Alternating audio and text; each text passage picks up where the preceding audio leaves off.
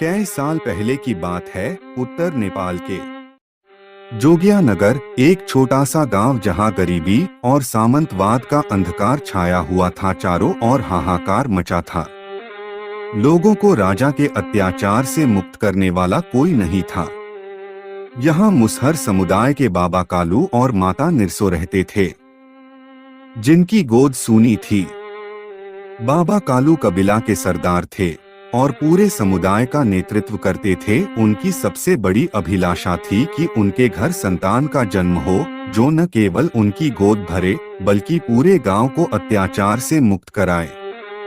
अगले दिन बाबा कालू और माता निरसो अपने घर के गौसौनी गहबर में घर के देवी माता बघेश्वरी के सुमिरन कर आशीर्वाद लेकर संतान की प्राप्ति के लिए बाबा कालू और माता निरसो ने गंगा नदी की ओर प्रस्थान किया। कठिन जंगलों और पहाड़ों को पार करते हुए वे गंगा के किनारे पहुँचे। वहां उन्होंने घोर तपस्या आरंभ की। 7 दिनों और रातों तक बिना अन्न जल के दोनों ने गंगा मां का आह्वान किया।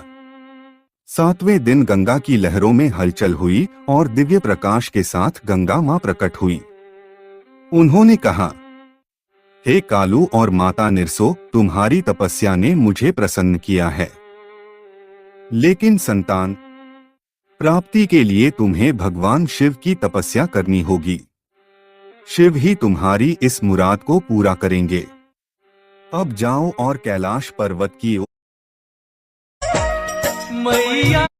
ओर प्रस्थान करो। यह कहकर गंगा मां अंतर्ध्यान हो गईं। बाबा कालू और माता निरसो गंगा मां की आज्ञा का पालन करते हुए कैलाश पर्वत की ओर चल पड़े। कैलाश पर्वत की यात्रा और शिव की तपस्या। कई दिनों की कठिन यात्रा के बाद वे कैलाश पर्वत पहुंचे। वहां हिमालय की ठंडी हवाओं और कठिन परिस्थितियों के बीच उन्होंने भगवान शिव की तपस्या शुरू की। उन्होंने लगातार कई महीनों तक भगवान शिव का ध्यान किया, बिना किसी बाधा के। उनकी तपस्या इतनी घोर थी कि कैलाश पर्वत की वादियां भी गूंज उठीं। अंततः भगवान शिव उनकी तपस्या से प्रसन्न हुए और उनके सामने प्रकट हुए। शिव ने कहा, वत्स, तुम्हारी घोर तपस्या ने मुझे प्रसन्न कर दिया है। मांगो, क्या चाहते हो?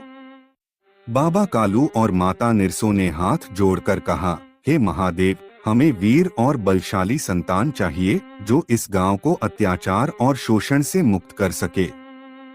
शिव मुस्कुराए और बोले, तथास्तु।